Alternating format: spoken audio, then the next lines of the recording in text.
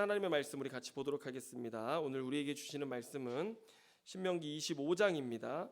신명기 25장 11절로 19절의 말씀입니다.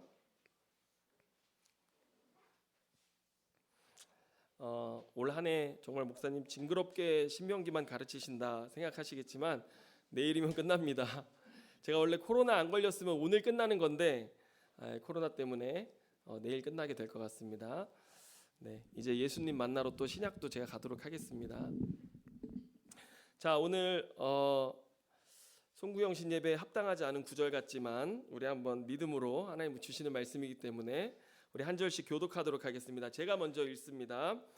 두 사람이 서로 싸울 때에 한 사람의 아내가 그 치는 자의 손에서 그의 남편을 구하려 하여 가까이 가서 손을 벌려 그 사람의 음낭을 잡거든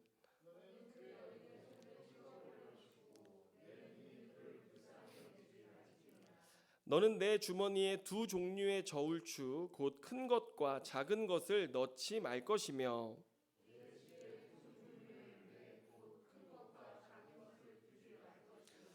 오직 온전하고 공정한 저울추를 두며 온전하고 공정한 되를 둘 것이라. 그리하면 내 하나님 여호와께서 내게 주시는 땅에서 내 날이 길리라.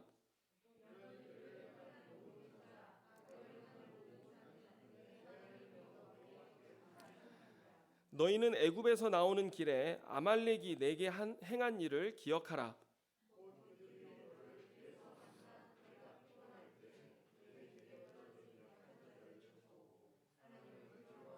다 같이 읽습니다. 그러므로 내 하나님 여호와께서 내게 기업으로 주어 차지하게 하시는 땅에서 내 하나님 여호와께서 사방에 있는 모든 적군으로부터 내게 안식을 주실 때에 너는 천하에서 아말렉에 대한 기억을 지워버리라. 너는 잊지 말지니라. 아멘. 할렐루야. 오늘 이 말씀을 가지고 함께 하나님 나라 청사진 27번째 말씀을 나누도록 하겠습니다. 자, 여러분, 오늘은 한 해를 마무리하고 새해를 맞이하는 시간 앞에 우리가 서 있습니다. 우리가 계속해서 신명기 말씀을 배워오고 있는데요. 하나님께서 우리에게 명하신 이 아름다운 하나님 나라의 삶을 살아가시는 저와 여러분의 삶이 되시기를 주님의 이름으로 축원합니다. 자, 오늘 본문은 두 사람의 싸움 이야기로 시작되고 있습니다. 여러분, 올 한 해 누군가와 치고받고 싸운 적 있으십니까? 없으십니까? 네. 성경은 믿는 사람들이라고 치고받고 싸우지 않는다라고 말하지 않습니다. 여러분, 믿는 사람도 싸울 수 있습니다. 네. 왜 그러시죠? 네. 여러분, 믿는 사람들도 세상을 살다 보면 서로 싸우고 다툴 수 있는데요. 저도 싸웠어요. 본문 11절을 보면 한 아내가 자신의 남편이 싸우는 도중에 남편을 도와주려고 그 상대방 남자의 음낭을 손으로 잡은 겁니다. 여러분, 우리가 영화에서도 싸움이 나면 여성이 남성의 음낭을 발로 걷어차거나 하는 것들을 우리가 보지 않습니까? 여러분, 음낭은 신체에서 굉장히 중요한 부위라는 것은 누구나 잘 알고 있는 사실입니다. 그런데 오늘 본문은요, 그런 행위에 대해서 성경이 얼마나 높은 처벌 수위를 두고 있는지 우리에게 보여주고 있는데, 여러분 11절 말씀, 여인의 손을 찍어버릴 것이고 내 눈이 그를 불쌍히 여기지 말지니라, 이렇게 말씀하고 있습니다. 그 여인의 행위에 대한 마땅한 대가로 어떻게 하라고 그래요? 손을 잘라버리라고 하는 것입니다. 그리고 그 불쌍히 여기지도 말라고 오늘 본문으로 주님 말씀하고 계시는데, 여러분, 우리는 이 본문을 어떻게 이해해야 할까요? 여러분, 성경을 읽으시면 이 본문 이해할 수 있겠습니까? 없겠습니까? 예, 쉽지 않죠. 자, 그런데 먼저 유대인들은 이 본문을 어떻게 이해했는가 살펴보니 탈무드에 보면 이 본문에 대해서 어떻게 해석을 했냐면, 그 여인은 자신이 범한 일에 해당하는 예물을 성소에 들여서 죄를 속하는 것이다 라고 해석하고 있습니다. 그 여인의 손을 자르라는 말이 아니라 그 대가, 잘못에 대한 대가를 지불하게 했다라고 하는 것입니다. 왜냐하면 여러분 손이라는 단어 있지 않습니까? 이 손이라는 단어의 성경의 용례를 보면 그것은 다름 아닌 여성의 생식기를 나타내는 단어로 쓰입니다. 마찬가지로 우리가 지난번에 배웠지만 오늘 본문 위에 보면 이 발이라고 하는 표현이 등장하지 않습니까? 이 친족에 대한 의무를 행하지 않는 자에게서 발에 신을 벗기라고 하는데 이 발이라고 하는 말, 성경에서 발을 가린다 뭐 이런 표현들이 나오는데 이것 뭘 얘기하는 거냐면 남성의 생식기를 가리키는 우회적인 표현인 것이죠. 그래서 이 여인이 하게 했으니 그 여인은 어떻게 하라는 거예요?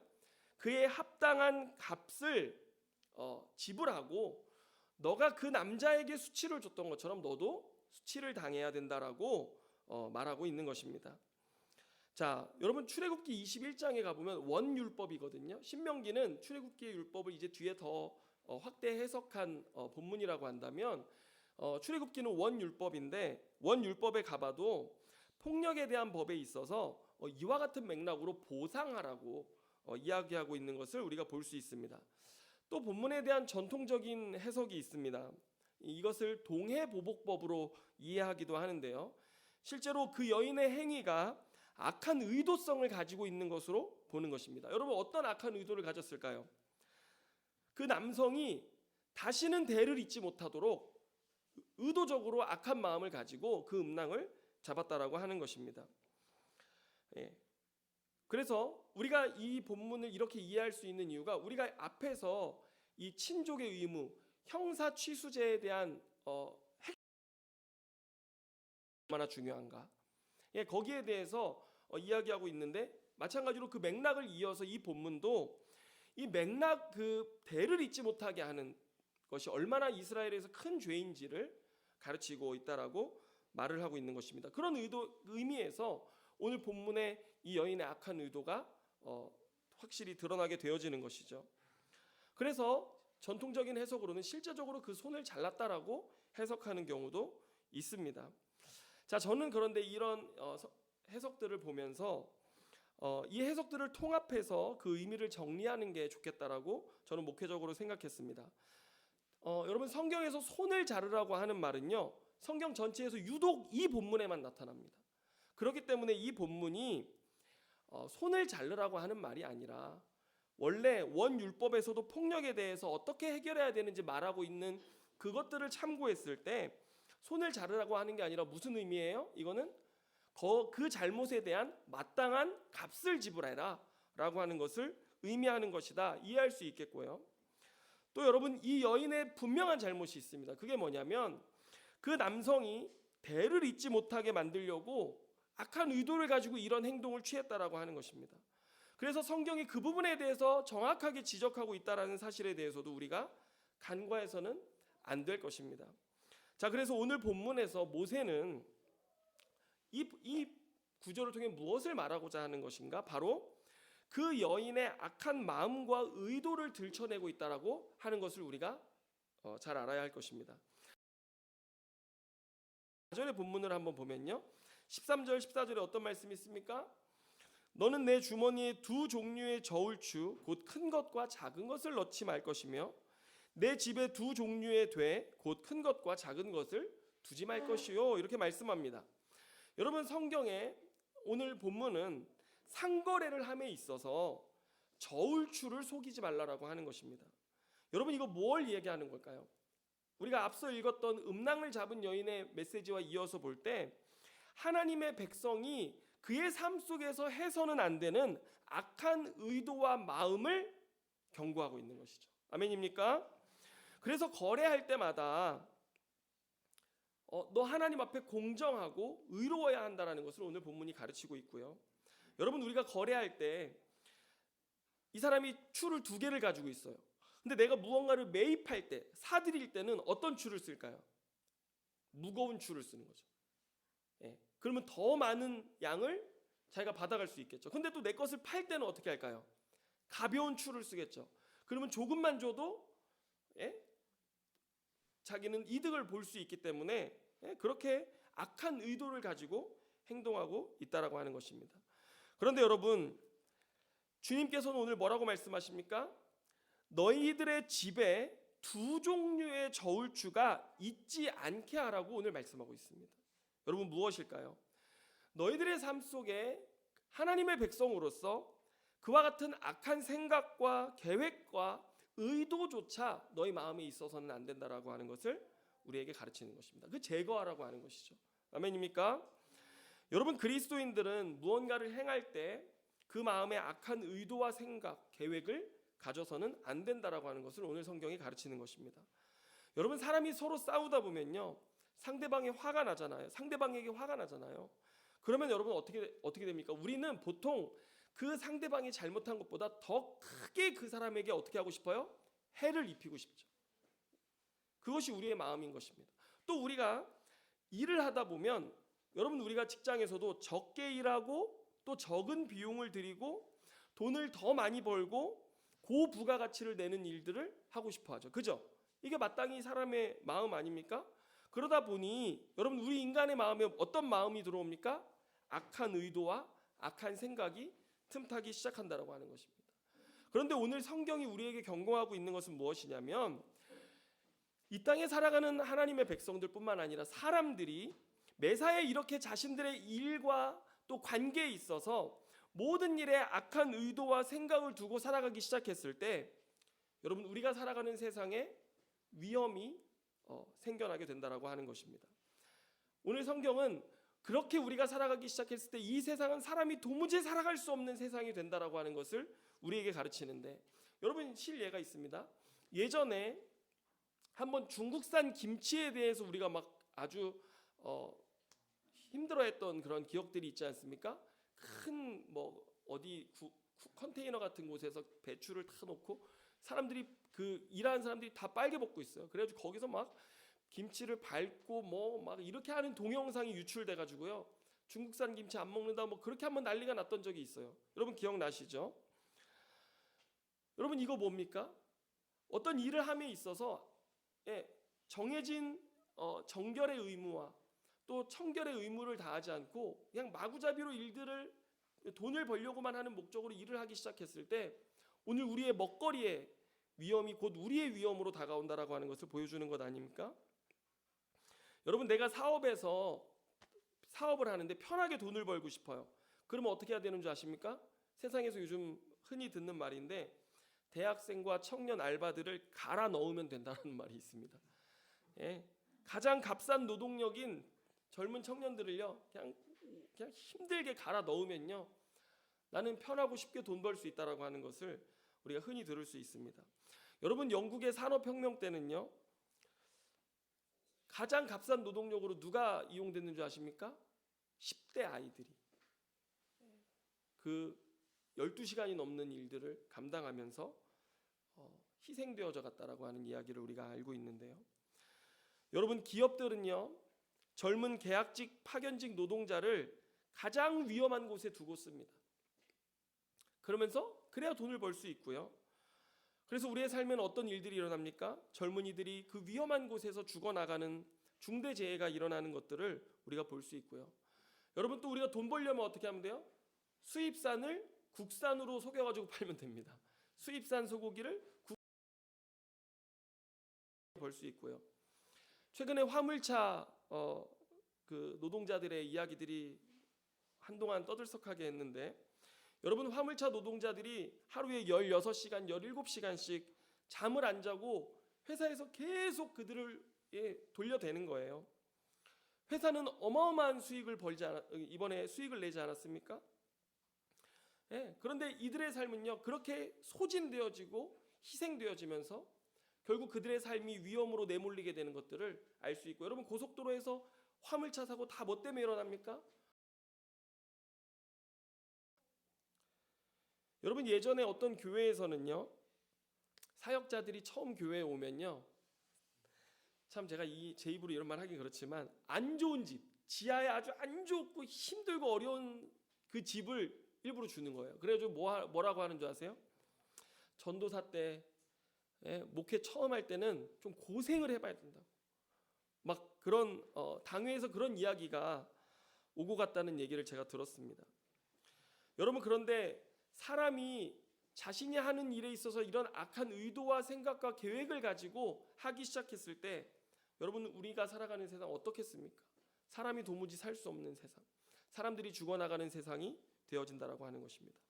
여러분 주님이 이런 거에 대해서 뭐라고 하시는 줄 아십니까? 16절 말씀을 보시기 바랍니다. 자, 16절 같이 읽습니다. 시작. 이런 일들을 행하는 모든 자, 악을 행하는 모든 자는 내 하나님 여호와께 가증하니라 이렇게 말씀합니다. 여러분 본문에 가증하다라고 하는 이 단어, 여러분 성경에 가증하다라고 하는 단어가 신명기 어디에 쓰였는지 쭉 그 용례를 찾아보면 어디에 사용되는 줄 아십니까? 전부 다 우상 숭배에다만 사용되어집니다. 따라서 이런 악한 의도와 생각 다 어디로부터 온 것입니까? 우상의 가치로부터 왔다라고 하는 사실입니다. 그래서 하나님의 통치를 경험하고 하나님의 통치 가운데 살아가는 세상에는 그런 일이 있어서는 안 된다라고 하는 것을 오늘 성경이 우리에게 가르치고 있는데요. 여러분 본문에 이 가증하다라고 하는 여호와께 가증하다라고 하는 번역을 우리가 좀 더 다르게 이해해 보면요, 이렇게도 바꿔 읽을 수 있습니다. 너의 하나님 여호와의 성품에 합당하지 않다라고 이해할 수도 있는데요. 예, 오늘 우리의 삶은요 하나님의 성품을 드러내는 인생이어야 되지 않습니까? 아멘입니까? 그런데 우리가 그런 악한 의도와 생각, 계획을 가지고 살기 시작할 때 우리의 삶에 너 그거 하나님의 성품에 합당하지 않다라고 성경이 이야기하고 있는 것입니다. 다 어디로부터 온 거예요? 우상으로부터 온 것입니다. 여러분 하나님 그런 분 아니신 줄로 믿으시길 바랍니다. 예. 자, 그래서 오늘 본문은요 우리가 이런 삶을 살았을 때 우리의 삶에 어떤 결정적 영향이 미쳐지는가 15절에 말씀합니다. 15절 같이 한번 읽습니다. 시작. 오직 온전하고 공정한 저울추를 두며 온전하고 공정한 되를 둘 것이라. 그리하면 내 하나님 여호와께서 내게 주시는 땅에서 내 날이 길리라. 자, 여러분 한번 보세요. 여기 본문에 온전하다라고 하는 단어 우리가 굉장히 잘 아는 단어입니다. 뭘까요? 히브리어로 뭘까요? 샬롬입니다. 샬롬. 그리고 공정하다라고 하는 이 표현 우리가 배웠죠, 그죠? 뭐예요? ጼ데크. 예, ጼ데크 뭐예요? 의라고 해석하는데 그 의미가 뭐예요? 너 하나님과 올바른 관계 가운데 있다라고 하는 표현인 것입니다. 여러분 그런데 오늘 주님께서 뭐라 그래요? 너희 하나님의 백성들이 이 샬롬, 이 평안, 평화, 온전함으로 번역되어지는 이 단어, 이렇게 온전하고 공정한 삶, 하나님과의 관계에 있어서 올바른 삶을 살지 않으면 너희들의 삶이 어떻게 되느냐? 내 하나님 여호와께서 너희에게 주시는 땅에서 내 날이 길리라 이렇게 말하는데 지금 반대로 읽어야 되잖아요 우리가. 그럼 어떻게 되는 거? 우리가 그렇게 살지 않으면 우리의 삶이 어떻게 돼요? 내 날이 짧으리라라고 하는 것입니다. 여러분 내 날이 짧다라고 하는 말 우리가 어떻게 이해해야 할까요?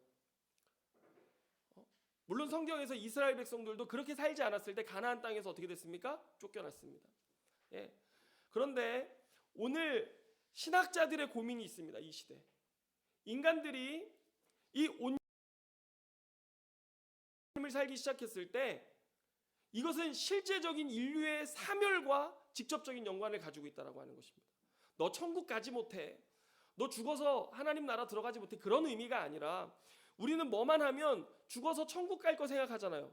그런데 오늘 신학자들이 경고하는 게 무엇이냐면 너 죽어서 천국 가기 이전에 지금 어떻게 되게 생겼다는 거예요?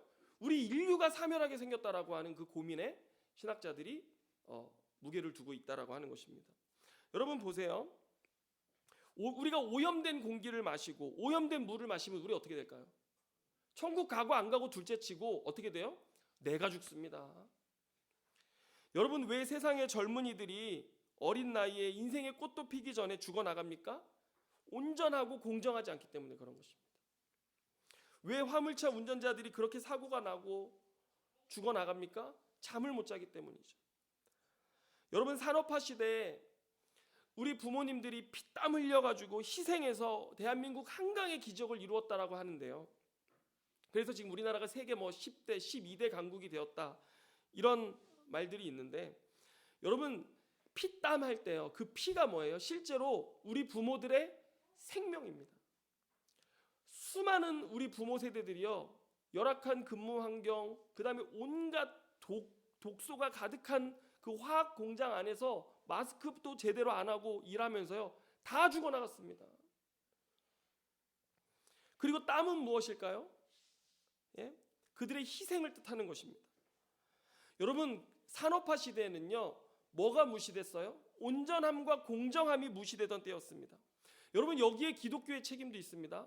왜 그러냐면 이 산업화 시대 때 우리 뭐 잘 살아보세요. 새마을 운동할 때 교회에서는 뭐 했는 줄 아십니까? 새벽 기도 운동했습니다. 그래서 새벽부터 우리 기도하고 또 그 새벽 기도와 함께 뭘 했는 줄 아십니까? 3중 축복, 5중 축복했습니다.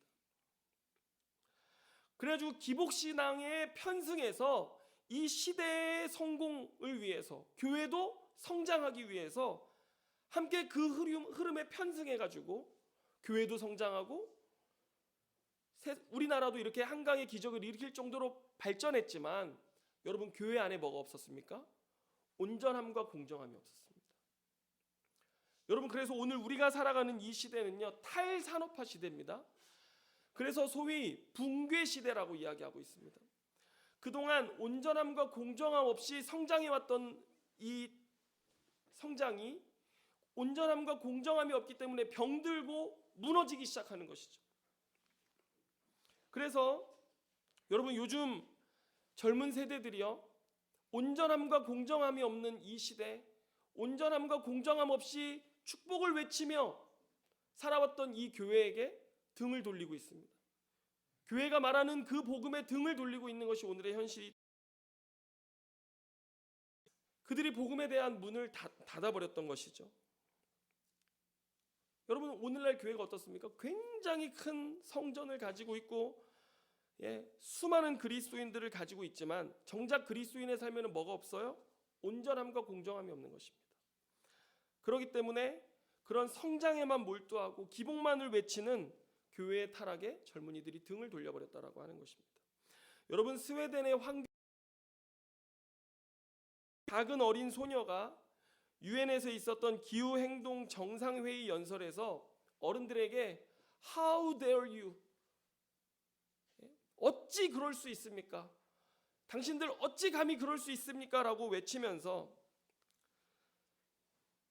온전함과 공정함이 무시된 사회가, 또 이 시대가 얼마나 많은 사람들을 고통 주고 있고 또 얼마나 많은 사람들을 죽어가게 만들고 있고, 심지어 하나님이 창조하신 이 피조 세계가 멸종 위기에 처하게 만들었는지 보면서 그녀는 이런 시대의 현실 앞에 아무런 행동을 하지 않는 당신들, 우리가 무언가 할 거야, 우리가 다 듣고 있어, 알고 있어라고 하지만 아무것도 하지 않는 이 시대의 현실을 향해서, 그 어른들을 향해서 이 그레타 툰베리는 당신들은 악마 같습니다라고 이야기했던 것입니다.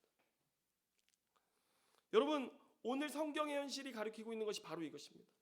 우리의 삶에, 그리스도인들의 삶에, 이 땅의 삶에 온전함과 공정함이 무너지기 시작했을 때, 여러분, 결국 그 온전함과 공정함이 무너진 삶의 피해자는 누가 되는 것입니까?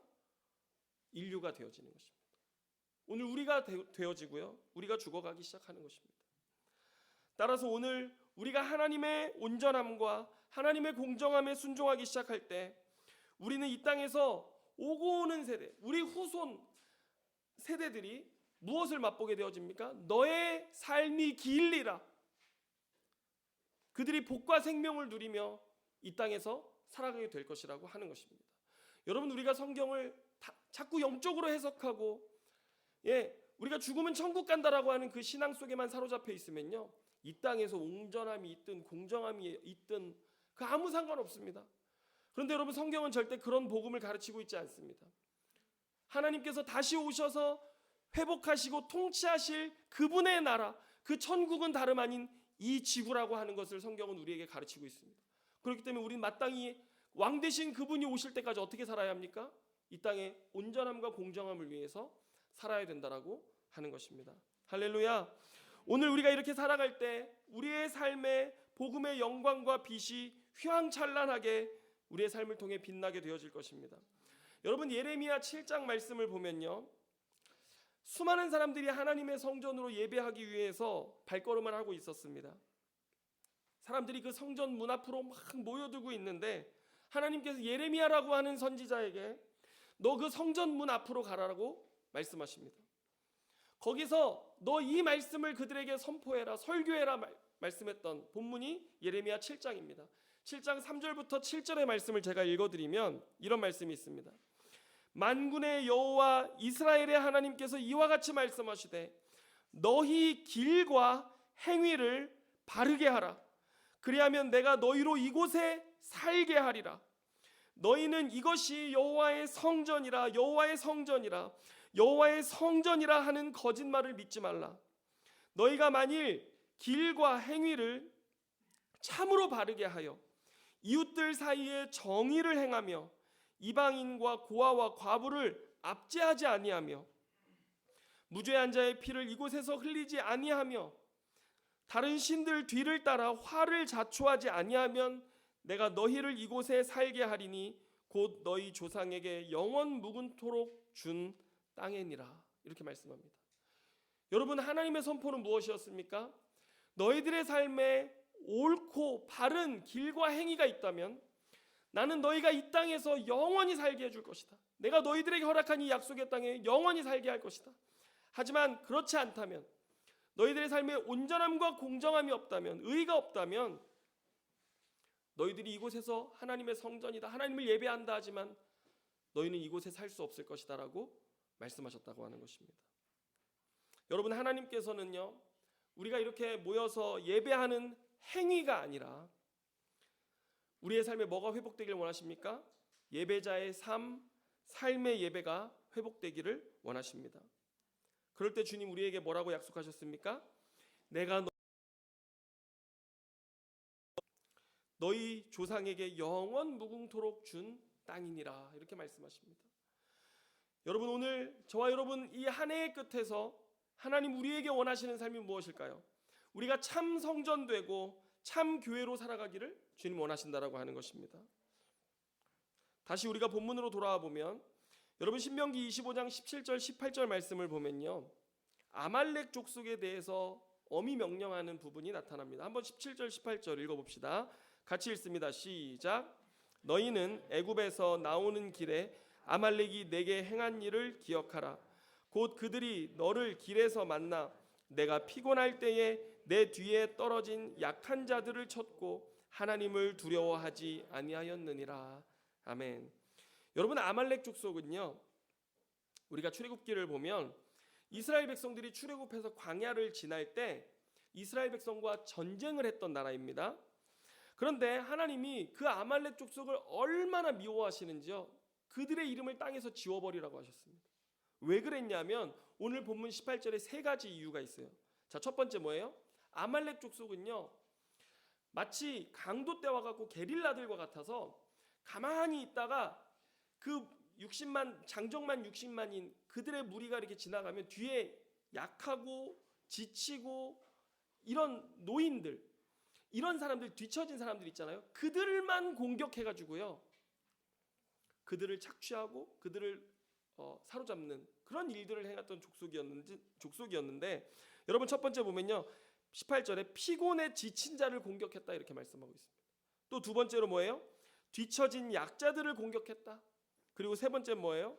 그들은 하나님을 두려워하지 않았다 이렇게 말합니다. 이 세 가지 이유 때문에 주님은 그들을 이 땅에서 지워버리라고 말씀하셨는데, 자, 여러분, 이 아말렉 족속의 삶이 얼마나 잔인한 삶이었는지, 자, 본문에 그들이 하나님을 두려워하지 않았다라고 하는 말, 이 무슨 의미일까요?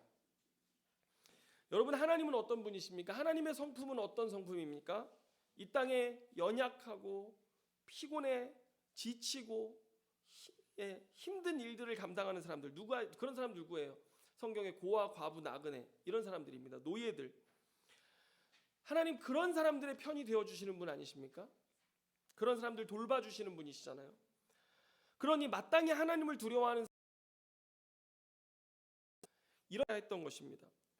여러분, 하나님은요, 사람을 가장 사랑하는 분이시고요, 죄로 깨어진 그 인간다운 삶, 우리 인간다운 삶이 죄로 다 깨어져 버렸거든요. 그런데 그런 참 인간다운 삶을 회복해 주시는 분이 하나님이세요. 그런데 오늘 반대로 아말렉의 삶은 어떤 삶이었냐면요, 가장 비인간적이고요, 그리고 가장 잔인한 자들의 삶의 대표였습니다. 그래서 그러한 삶의 모습이 하나님을 두려워하지 않는 삶의 모습이라고 오늘 성경은 말하는데, 여러분 하나님께서는 이들에 대해서 뭐라고 말씀하십니까? 19절 말씀 보면요, 제가 공동번역 성경으로 한번 읽어드릴게요. 좀 더 쉽게 읽어드리겠습니다. 한번 들어보시기 바랍니다.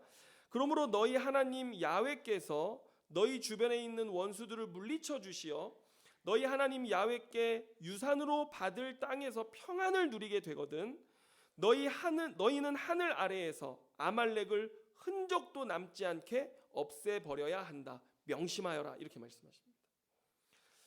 여러분, 하나님이 정말 진멸하기 원하시는 삶의 모습 무엇일까요? 피곤에 지친 사람, 연약한 사람들을 착취하고 잔혹하게 막대하는 사람들이 있죠. 이거 하나님 정말 진멸하기 원하시는 삶의 태도라고 하는 것입니다. 여러분, 피곤한데 제가 설교를 길게 하지 않겠습니다. 저 그렇게 잔인한 사람이 아닙니다. 네. 여러분, 제가 예전에 선교단체에서 셀 사역을 배웠어요. 여러분, 셀 사역이 뭐냐면은 우리나라에서 그 구역제도가 미국으로 수출됐어요. 미국에서 다시 수입해 왔어요. 그래, 그게 셀이거든요. 근데 구역이에요, 결국. 그런데 제가 이 셀 사역을 경험하면서 뭘 알게 됐냐면 교회의 본질이 무엇이냐, 그걸 알게 되었는데, 여러분 제가 어려서부터 경험했던 교회는 어떤 교회였냐면 주일 성수 꼭 해야 돼요. 정말 부모님이 싸워가지고 저 혼자 교회를 가는 날이면요, 저희 큰 욕을 하시는 지도 모르는 것들 막, 저희는 가족들이 다 같이 다녔던 교회였기 때문에 큰아버지가 목사님이셨거든요. 근데 동생이 교회에 빠지니까 싸워가지고 부부싸움 해가지고 빠지니까 저런 신앙의 ABC도 모르는 놈들이 얼마나 욕을 듣는 게 싫었는지 주일 성수 꼭 해야 됐잖아요. 그죠? 예. 주일날 빠지면요 큰일 납니다. 교회 빠지면. 그리고요, 제가 교회를 경험한 게 뭐냐면 어머니 아버지 주일 제일 아침 이른 시간에 가서 뭐 하셨을까요? 성가대 봉사하셨어요. 1시간 넘게 성가대 연습하고 성가대 쓰시고, 성가대 끝나면 식당 봉사하고, 식당 봉사 끝나면 집에 가면 되잖아요. 근데 그때는 뭐가 있었는 줄 아세요? 저녁 예배가 있었어요. 7시까지 있어야 되는 거예요. 그냥 죽을 것 같아요. 그러면은 뭐 잠도 자고 뭐 쉬었다가 저녁 7시가 되면요 몸이 완전 정말 지쳤는데도 이제 또 예배를 드리고, 그리고 나서 집에 가면 밤 9시, 10시 막 이렇게 되는 거예요. 그래가지고 얼마나 힘들어요. 저도 응당 그런 문화에서 컸기 때문에 교회 가면 뭐 했을까요? 중고등부 때 뭐 했을까요? 임원했죠. 임원을 하면 뭐예요? 맨날 교회 가가지고 계획하고 또 준비하고 일만 하고, 저는 성탄절을요 이렇게 조용하게 보낼 수 있는 교회가 있다는 것에 정말 감사하는 목사입니다. 여러분, 부목사님하고 제가 예전에 뭐 사역할 때 성탄절 연말에 꿈이 뭐였는지 아십니까? 성탄절하고 송구영신 예배는 좀 조용히 보냈으면 좋겠다. 조용히 우리의 삶을 되돌아보고 또 2023년을 계획하면서 그렇게 보냈으면 좋겠는데 뭐 해야 돼요? 한 달 전부터 발표회 연습해야 되잖아요. 그거 성극 똑바로 안 하면요 선배들이 얼마나 저희를 쥐잡듯이 잡았는지요, 정말 말로 다 할 수가 없어요. 사역할 때도 마찬가지였고요. 제일 바쁜 시즌이 이 시즌이었어요. 사무총회부터 해가지고 막 일들이 연속이잖아요. 저도 중고등학교 때부터 임원회 하면서 일하고 기도하고, 교회는 이렇게 힘든 거구나, 이 응당 이런 줄 알았어요. 그런데 셀 그 교회를 배우는데요, 교회의 본질이 뭐냐 딱 배우는데 이런 예화가 있었어요. 첫 번째로는요, 교회가 오늘날은 무슨 기업 같잖아요. 중소기업이잖아요. 막 중소기업, 대기업 막 이러잖아요. 그러니까 막 행사를 착착착착 막 해나가고 그래야 되는데 초대교회는 가정교회였어요. 행사가 있습니까 없습니까? 없어요. 네. 그리고 그 셀 모임의 어떤 예시를 보여주는데, 하루는 어떤 직장인이 며칠을 밤 그랬더니 셀 리더가 그분을 딱 데리고 어디로 가는 줄 아십니까? 셀 모임 보통 집에서 하거든요. 가정에서 하는 모임이기 때문에 집에 방으로 데려가더니 너 자라고 하는 거예요. 충격이지 않습니까? 그리고 너 자 이러고서 이제 가족인 거잖아요. 영적인 가족이기 때문에 너 자. 그리고 이제 나머지는 나와가지고 이제 그 음식 차려서 먹고 또 차 마시고 수다 떨고 꼭 어디 교회 같아요? 우리 교회 같잖아요. 우리 교회. 여러분 우리 교회가 왜 그러냐면 제가 교회 본질을 알기 때문에 이런 겁니다. 제가 막 행사 많이 안 잡고 이러는 게요, 다 교회 본질을 알기 때문에 그런 거예요. 아멘입니까? 네, 그런 거예요. 그러면서 제가 이렇게 교회 사역을 하게 됐는데, 한 주 힘들었던 일, 기도 제목들, 문제, 또 병든 사람 있으면요, 초대교회는요 신유의 은사를 주신 사람이 있으면 일어나서 병든 자를 위해 기도하고, 또 문제 가운데 있는 사람들 보면요 어떻게 해요? 같이서 함께 손 얹어 기도하고, 한 주간 삶을 계속 공유하면서, 우리도 맨날 카톡에 보면 20개, 50개, 70개 막 그 삶이 공유되잖아요. 이런 것처럼 끊임없이 대화하고 교제하고 삶을 함께 살아가는 삶 공동체였던 것이죠. 예. 그러면서 이제 그런 삶이 너무나 아름답고 복되고, 그러면서 전도가 되고 복음이 전해지고, 정말 죄악과 어둠 속에 세상에 온전함과 공정이 없는 세상에서 지치고 소진되고 희생하는 사람들이 교회에 와서 뭘 경험하는 것이죠. 가 알게 된 거예요. 여러분, 교회가 사역이 되고 행사가 되고 예배가 의무가 되어질 때, 너무 지치고 번아웃되고 우리가 참여하지 않는다고 하면요, 예전 같았으면 어떻게 했을까요? 바로 정죄당합니다. 어디 지금 네가 힘들다고 교회를 빠지고 지금. 여러분, 그런데 제가 여러분 교회 빠진다고 뭐라고 한 적 없습니다. 예? 여러분, 그런데 때로 교회가 율법주의로, 율법이 아닌 율법의 잣대와 율법을 주의로 만들어서 사람들에게 되기 시작할 때, 너 왜 이거 안 해? 너 왜 이렇게 하나님 하라고 그랬는데 왜 이거 안 해? 이렇게 하기 시작했을 때 여러분 뭐가 됩니까? 교회도 아말렉 공동체가 되는 것입니다. 여러분, 교회에서 진멸해야 될 건 무엇입니까? 아말렉 정신입니다. 우리 교회는 아말렉의 가치, 아말렉의 정신 진멸해버리고, 여러분 어떻게 해야 돼요? 지치고 피곤하고 힘든 자들이 있을 때 어떻게 해야 됩니까? 우리 하나님 두려워하는 자들이잖아요. 그들을 돌보고 쉬게 하고, 그들의 삶의 회복, 샬롬을 주는 것, 그것이 우리의 삶인 것입니다. 그래서 우리 교회는 어떤 공동체다? 삶 공동체. 여러분 기억하시기를 바랍니다. 여러분, 이미 찾아가는 사역의 이 정신 자체가 주일 예배에 올 수 없는 삶의 직업과 환경을 가진 사람들을 위한 것 아니었습니까? 하나님이 우리를 교회로 부르셔서 그런 사람들에게 함께 찾아가 너희가 교회가 되어줘라, 교회로 오라 하지 말고 너희가 가서 교회가 되어주라라고 우리에게 말씀하신 거 아닙니까? 여러분, 가서 우리의 삶의 삶 공동체, 위로의 공동체 되는 것이 하나님이 우리를 부르신 삶이라고 하는 것입니다. 아멘입니까? 2022년 주님께서 우리가 정말 하나님의 말씀과 은혜 가운데 한 해를 살 수 있게 하셨습니다. 여러분, 뒤돌아보면 저도 여러분들의 삶을 알고 우리가 삶 공동체이기 때문에 함께 그 삶을 지탱해 오지 않았습니까? 정말 우리가 어떻게 하루하루 살아갈 수 있을까 고민하고 걱정하면서 2022년도 살아왔는데, 여러분 뒤돌아보십시오. 지금 뒤를 돌아보면 그때의 걱정, 그때의 고민, 그때 전전긍긍했던 우리의 삶, 일희일비하며 정말 순간순간을 살았던 우리의 삶의 모습이 참 어떻습니까? 아무것도 아닌 것 마냥 하나님이 이렇게 다 우리의 삶을 돌보시고 해결해 주지 않으셨습니까? 여러분, 2023년에는 이런 거 하지 않았으면 좋겠습니다. 더 걱정하지 말고 항상 하나님이 하실 거야, 하나님이 이루실 거야. 도리어 우리의 삶은 온전과 공정으로, 또 지치고 힘든 자들을 위로하면서 함께 하나님 나라를 살아가는 저와 여러분의 삶이 되기를 축원합니다. 그런 아름다운 공동체 될 수 있기를 주님의 이름으로 축원합니다. 아멘. 기도하겠습니다. 하나님 감사합니다. 주님, 피곤하고 지친 자들에게 쉼을 주시고 연약한 자들을 붙드시는 하나님, 2022년 우리의 삶을 그렇게 붙들어 주셨으니 감사합니다.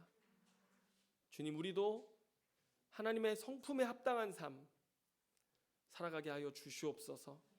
2023년 우리의 삶을 통해 하나님의 영광의 빛이 비추어지게 하여 주옵소서. 모든 것 주님께 감사와 찬양과 영광을 올려드리며 예수님의 이름으로 기도드립니다.